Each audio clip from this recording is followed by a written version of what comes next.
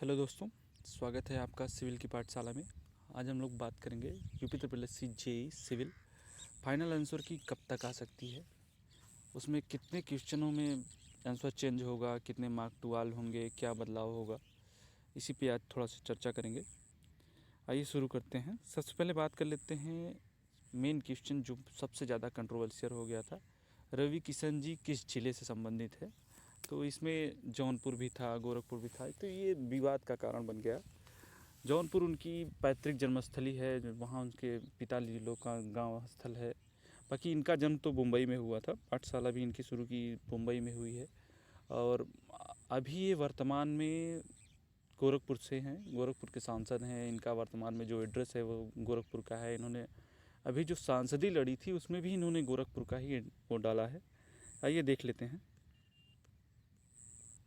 ये देखिए, इन्होंने अपना रविंद्र शुक्ला जी, इन्होंने अपना जो एड्रेस दिया है, सिद्धार्थ इनक्लेव, लेकव्य कॉलोनी, तारामंडल, तहसील सदर, जिला गोरखपुर। ये इन्होंने तब फाइल किया था जब इनको चुनाव लड़ना था।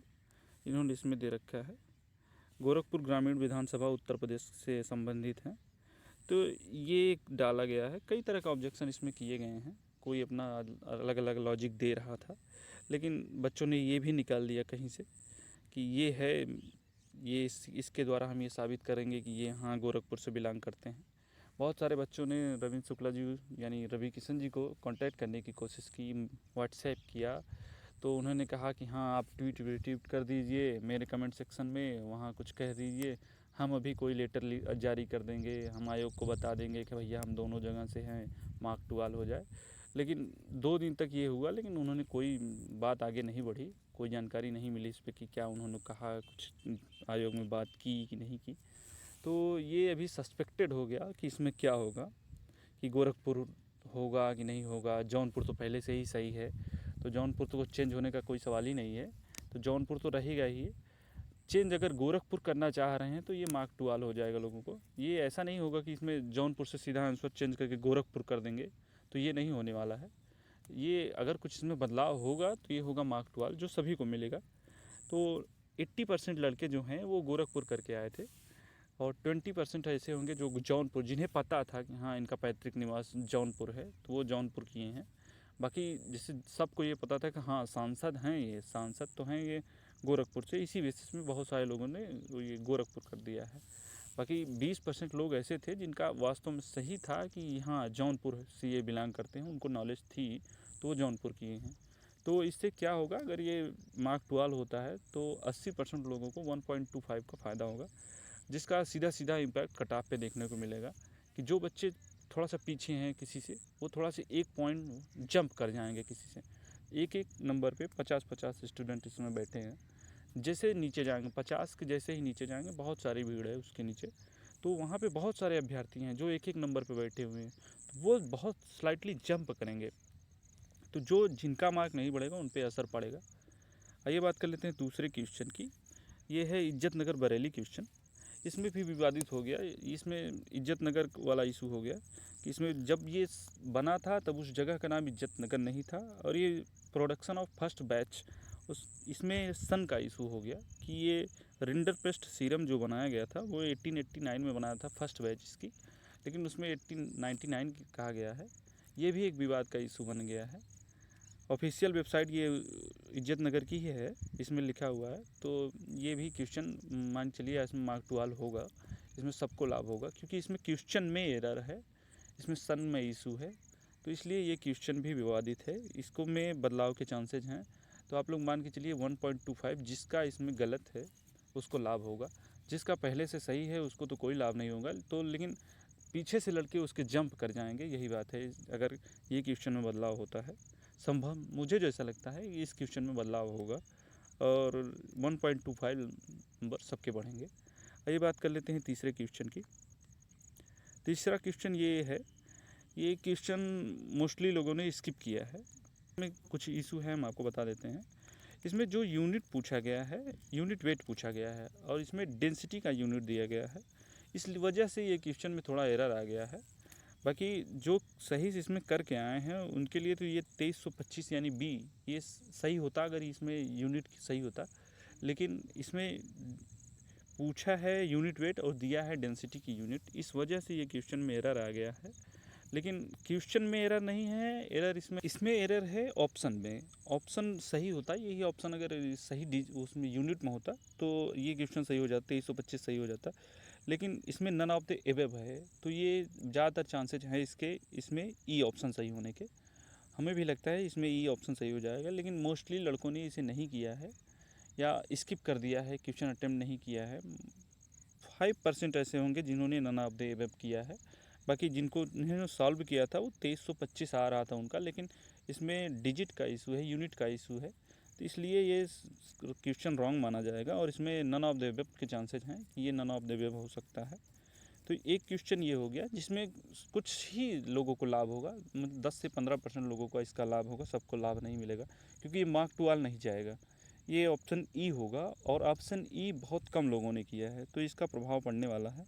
कुछ ही बच्चों का इसका लाभ होगा, जैसे कुछ बच्चे जो किए होंगे वो 1.25 जंप कर जाएंगे और उनका मार्क इंक्रीज हो जाएगा। आइए बात कर लेते हैं एक और क्वेश्चन की। ये है एनसीपी और में क्वेश्चन आया था, टीसीपी आईपी कब डेवलप हुआ था, कब रिप्लेस किया था। तो इसमें भी ईयर का इशू है।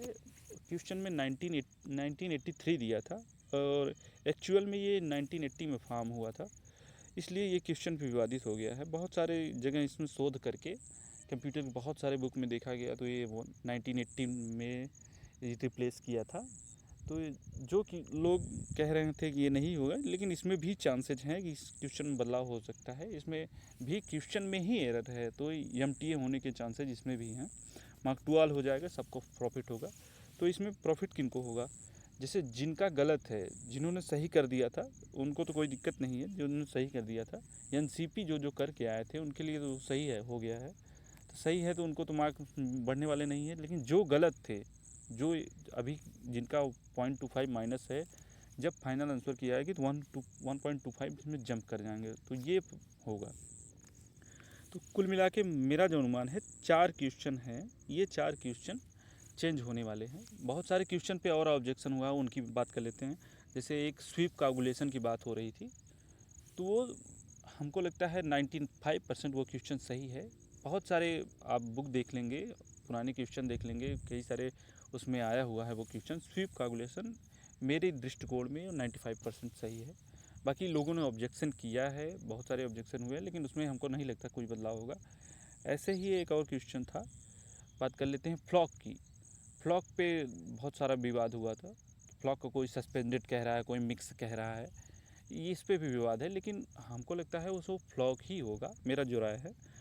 लेकिन बाकी ऑब्जेक्शन किए गए हैं, देखते हैं क्या बदलाव होता है, लेकिन मुझे उम्मीद नहीं है और मुझे लगता है वो फ्लॉक सही था, क्योंकि सेडिमेंटेशन में वो कोगुलेशन का इस्तेमाल ही इसीलिए किया जाता है कि वो बैठाए। फ्लॉक का गुण है वो भारी होकर बैठाने के लिए होता है, सेटलमेंट कराता है, यही उसका गुण है। और बात कर लेते हैं एक और क्वेश्चन की जो बहुत विवादित था थोड़ा सा, वो फ्री फ्लोटिंग और वाइल्ड फ्लोटिंग करके आया था कुछ। लिटरल कंटूर उसमें सही माना गया है, तो उसमें भी दावा कर रहे थे कि फ्री फ्लोटिंग का ही एक वो है, सब डिवीज़न है लिटरल कंटूर। देखते हैं, लेकिन लिटरल कंटूर को सही किया है, लोग ऑब्जेक्शन किए हैं, लेकिन उम्मीद कम है उसके सही होने की।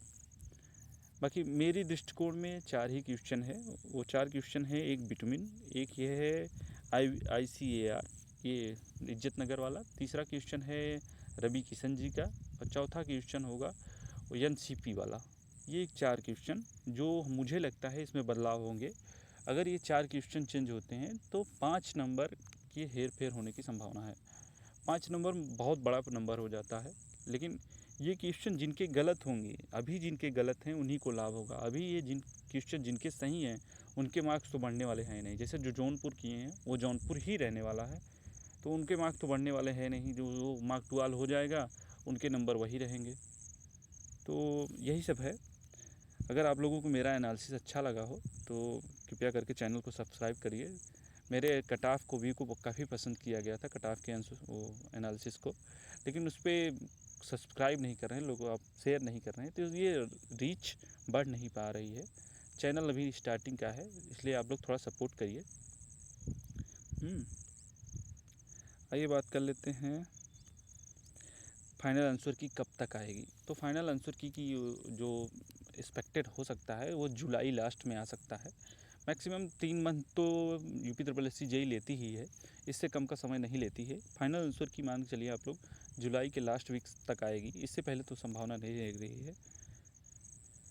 अगर आप लोगों को मेरा एनालिसिस पसंद आया हो तो चैनल को सब्सक्राइब करें, लाइक करें और अपने दोस्तों के साथ शेयर करें। बहुत बहुत धन्यवाद आप लोगों का।